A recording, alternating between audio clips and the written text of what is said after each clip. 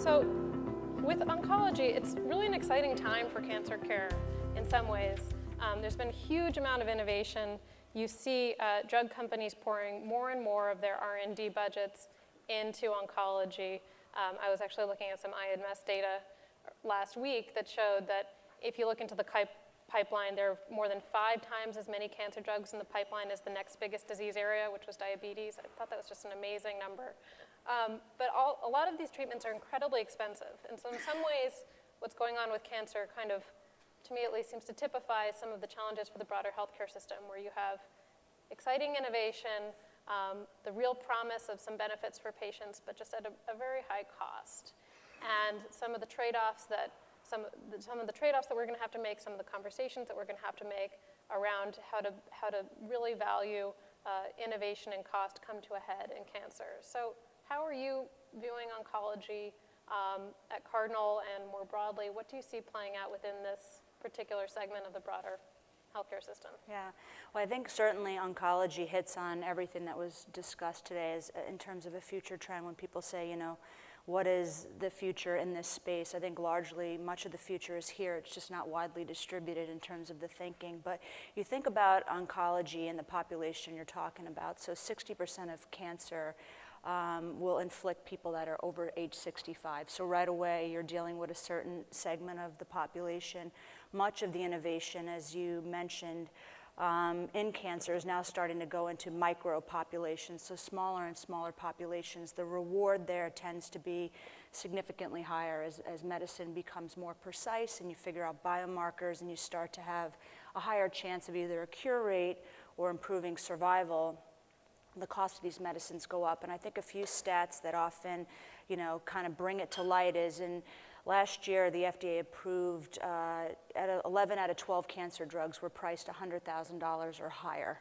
And when you think about that, for many in the United States, regardless of who's paying, that's analogous to buying a home and all the services that go around it, whether it be insurance, how it gets paid for, clinical information. The real unmet need and what we work on at Cardinal Health is really bringing the financial piece of that decision to the bedside. A lot of innovation happened to focus on, is this the right drug, right patient, right time? But what was lacking for the physician was, well, who's going to pay for this? And as a patient, you want to know right then and there, am I going to be stuck with this bill? Is my payer going to pay for this? And how does that dialogue happen? So the real opportunity, and I think the mega trend that's happening in oncology, is this idea of payers, providers, and biopharma working together. And that used to be something that people said that could never happen. But the stakes are so incredibly high, and in order to share financial information at the bedside, you really need all 3 of these stakeholders coming together and working together. I mean, even that conversation is a little bit unusual for American healthcare as a whole. I think a lot of people would hear what you just said and say, is it appropriate that you would talk about this at the bedside? Is this something that's necessary? Should the patient have to have that conversation? Is that sort of a pushback that you hear, or how does this play out in your conversations? Yeah, well, I think if patients assume more and more, you know, in terms of the financial piece of the equation. So some of these copays are extraordinarily high. It's not like you're buying a primary care drug for cardiovascular. You're buying something that is very, very expensive. They also know that you're dealing with, you know, a very serious illness, so you want it to work. So I think with the advent of consumers now being patients, they're also quite knowledgeable. It used to be, it was really a dialogue that was one way between physician and patient.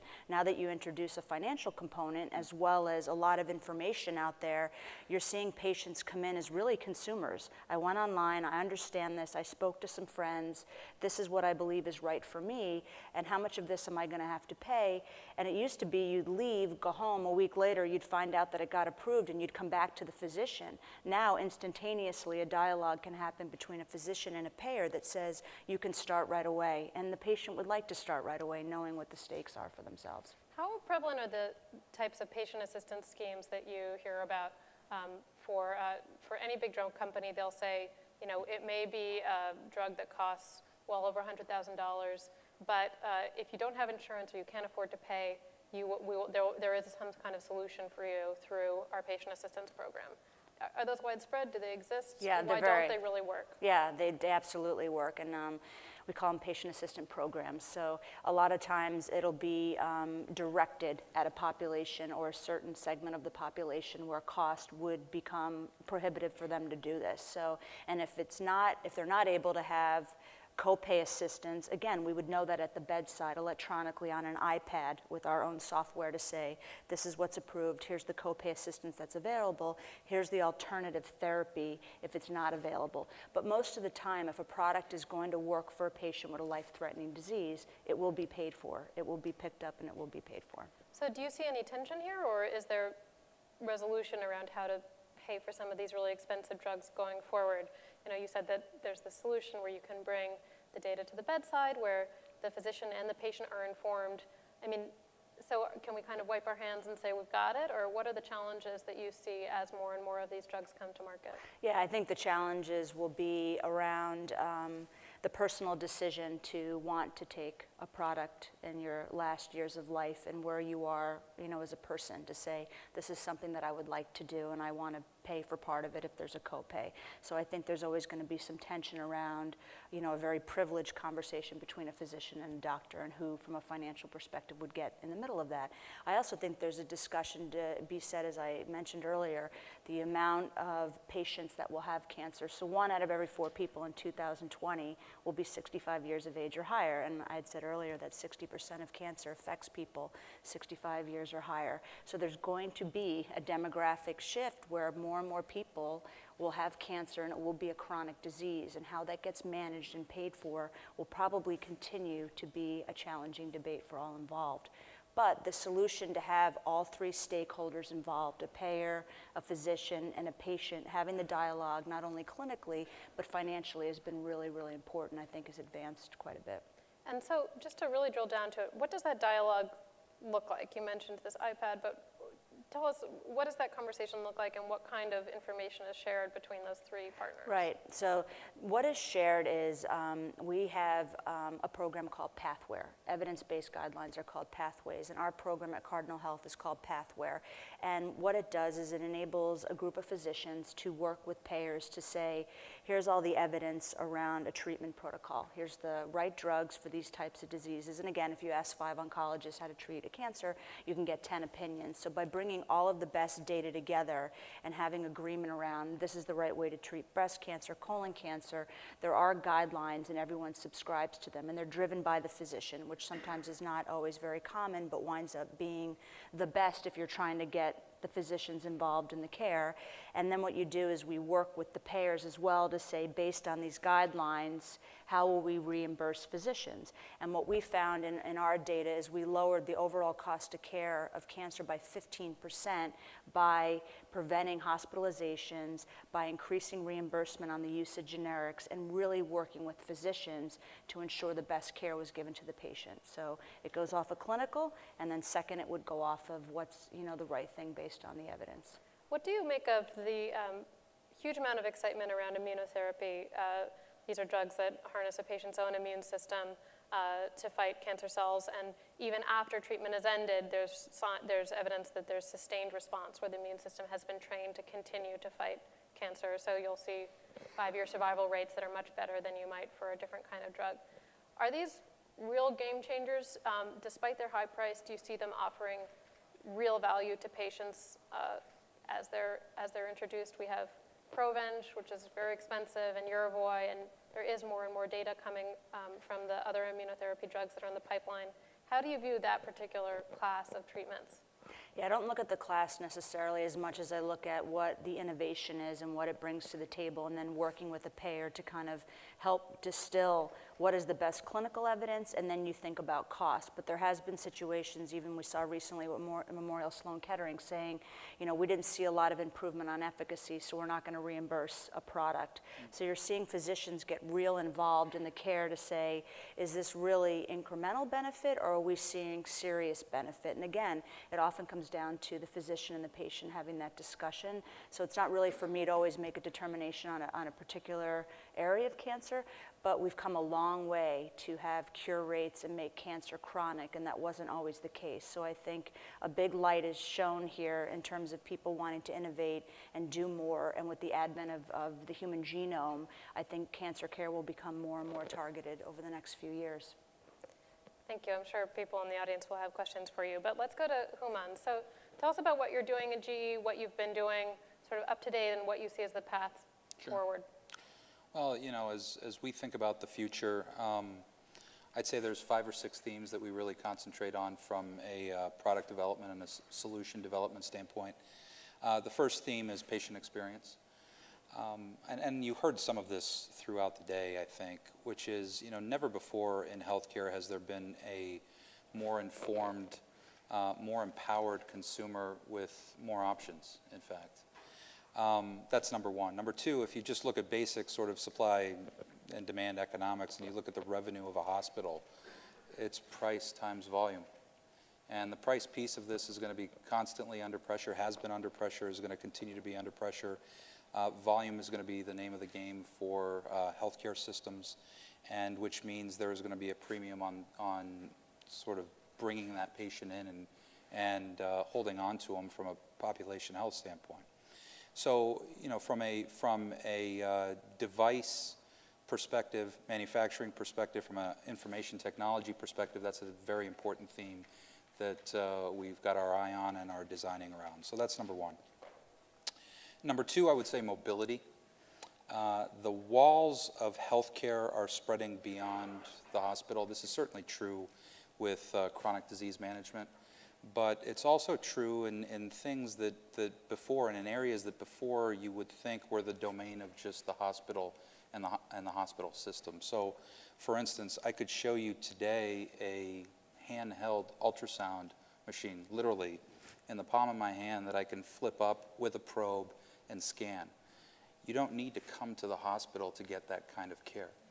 And that kind of care can go to the point of care, wherever that point of care may be. And so we are really looking at more and more technologies that drive mobility and drive care to that point of care. So that's number two. The third thing I would say is minimally invasive.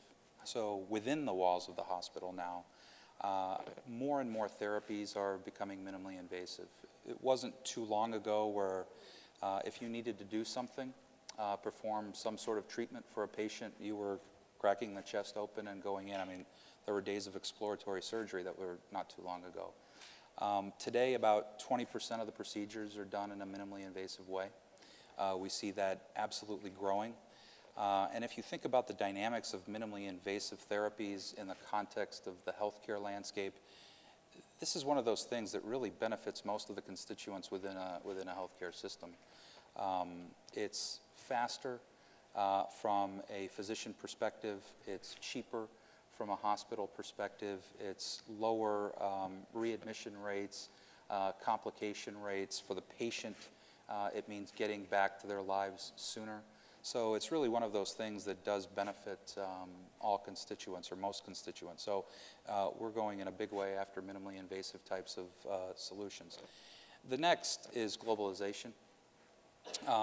If you look at healthcare systems today, you know, U.S. obviously is a huge player in the global healthcare space, but if you look at what's happening in China, particularly Western China, if you look at what's happening in India, Africa, certainly, parts of the Middle East, there is just a huge push towards globalizing healthcare.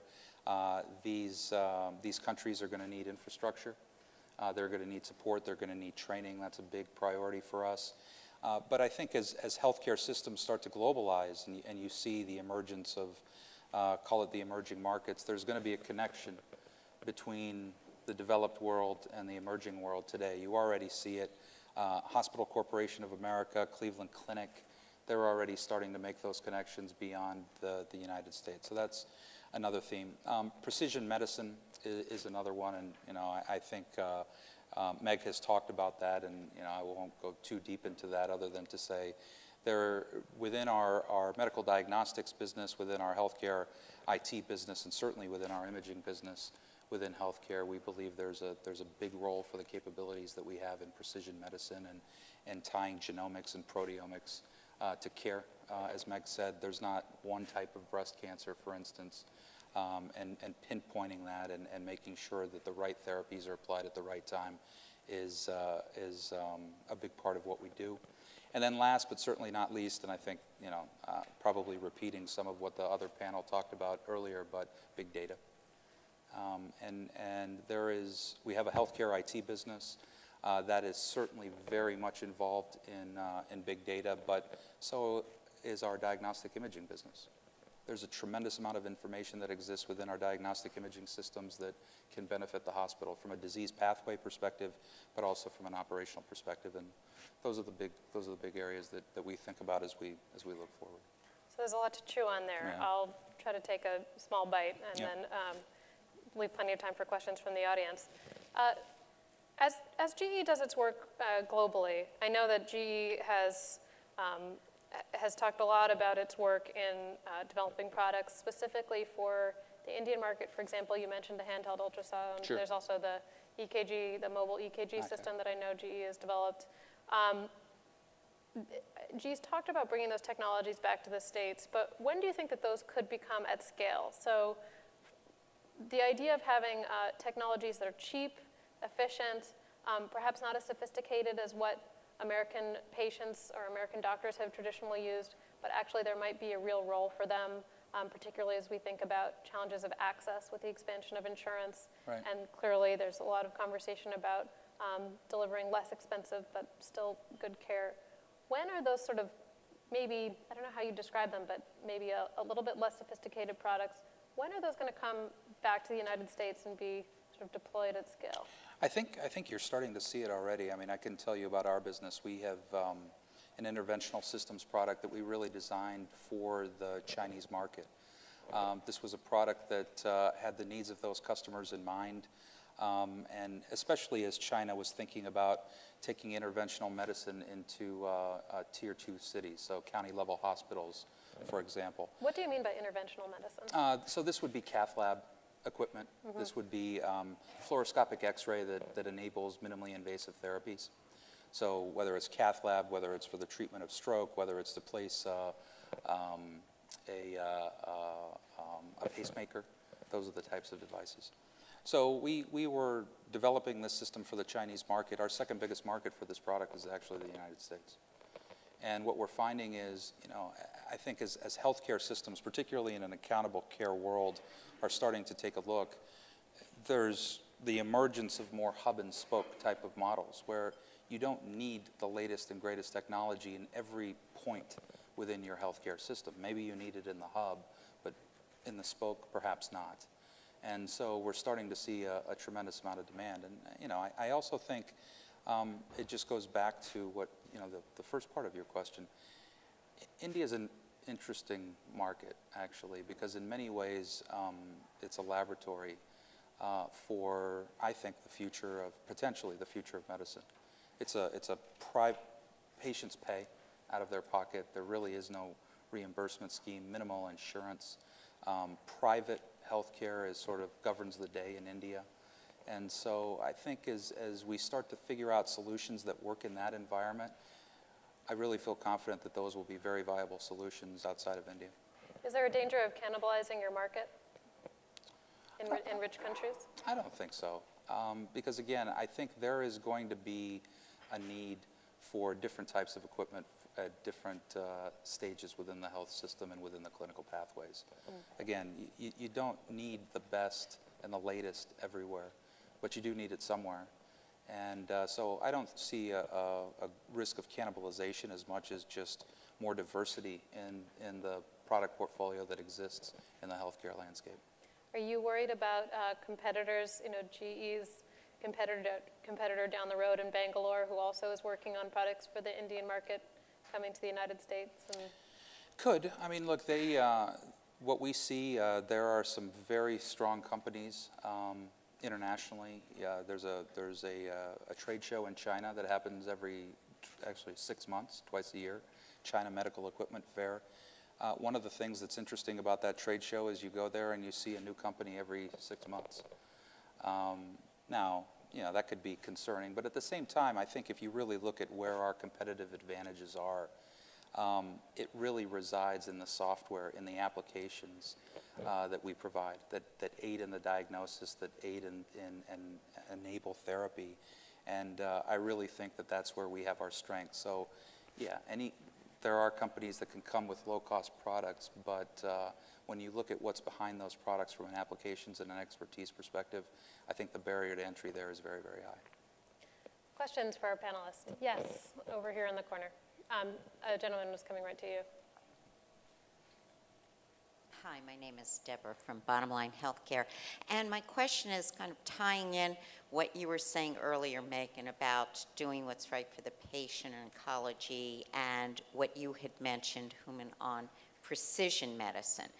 And the question is, there's a lot of things available, related to precision medicine, but consumers don't know about them, and they're not always presented to them. So as an example, if there's you can get 3D mammograms, but you don't always know where they are. You don't know if they're locally, and if you're getting a mammogram, no one says, well, maybe you would be a candidate. It's almost like you have to ask, and otherwise no one will tell you. So other than having, terrible disease, and yes, they can go on the internet, but what is the conversation around for consumers and patients to be more aware of what it is, where these things are available? Do you see where there may be more costs, more sharing? You said not everybody has to have the greatest technology amongst what would be competing hospital systems or things for that. Well, I'll start maybe, and Meg. From my perspective, I think GE and the other, call it manufacturers, have a role here. In the past, our primary constituents and interface points were the physicians. Now, we need to continue to do that. But I think we also have a role to make patients aware. In fact, you brought up 3D mammography, tomosynthesis. We had a session in New York City just a couple weeks ago where it was really geared around helping women understand the choices that they have when it comes to breast cancer. And if nothing else, to just facilitate and encourage a dialogue between the woman and her physician, so that she can understand what are the choices that are out there, what are the different types of technologies that are there, and at least let me have that dialogue with my physician to understand what the best course of treatment may be for me. So I think we have a role here, and it's a role that we're going to continue to play. It's a new one for us in many ways, because again, our primary constituent was the physician, but I definitely think we have a role here to help spread the awareness. Yeah, thank you for the question on the patient. It's nice to get asked that. For us, we try and alleviate the burden that physicians have dealing with payers, getting clinical evidence, so they have the time to have a dialogue with their patient. Most oncologists have told us they wind up spending an extra day a week to assign someone to go through all the prior auths, which could stack up to be this high, to kind of say, is this person going to be approved for this drug? Are they going to be dinged for this drug? When can they start? Will it be in the home? What's the right setting of care? So we try and be essential to healthcare in the way that we bring technology to the physicians to alleviate the burden. And in many cases, a lot of our oncologists have told us they've been able to get rid of that FTE.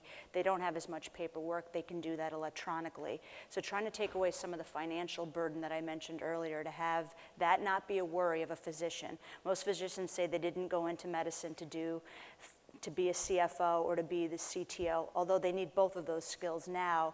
The second thing that they will share with us is there's a lot of data to support that it'll take about 17 years for a clinical trial and the data to get to the bedside by the time it gets put into practice. So by being able to expedite clinical information, whether it's to an iPad or get it in front of the physician, get it in front of the bedside, by bringing them and empowering them with information and alleviating the burden around the financial piece, you allow them more time to spend with the patient. Now, we never can control what a patient will do online, and anyone that has a serious illness, the first thing they're going to do is go online and get information.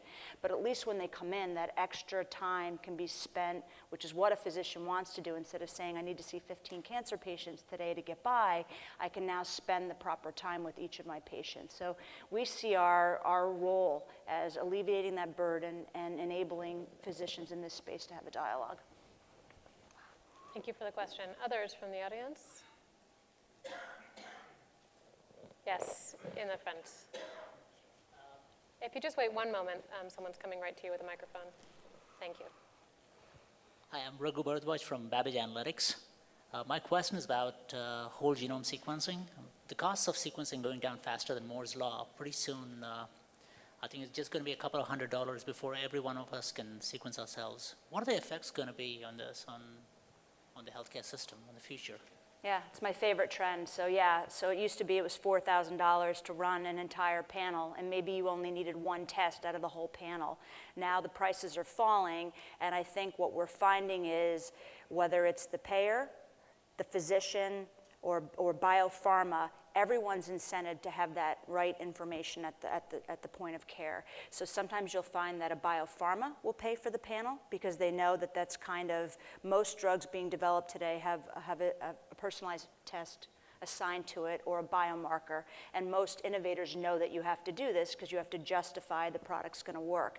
So I actually think this is going to be a trend that unfolds faster than we think. I think everybody would like to have a Dana-Farber experience by the bedside, and you don't always have to go to Dana-Farber. I think some of the physicians in Dana-Farber would even say that a lot of care in cancer can be done in the community, but you need to give the tools to those physicians. So I think this idea that personalized medicine and genomic testing, the price points will come down, and it's getting better, it's getting faster. In fact, I took a tour of a lab up here this morning in Cambridge, and it's amazing to see how far it's come. I actually think that'll happen sooner than you think.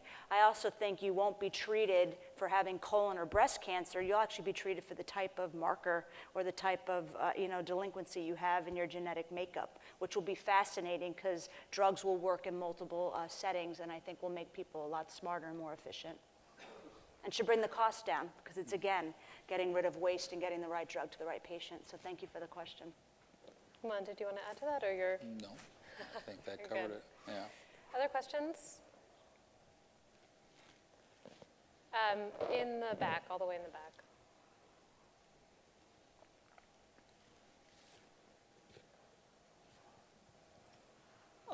So I'm David Brick from MedTech Blog. I'm wondering, this is for Meg, I'm wondering, you were talking about having that conversation at the bedside between all the stakeholders, and I agree that's great from like an economic and efficiency perspective and the healthcare system working best.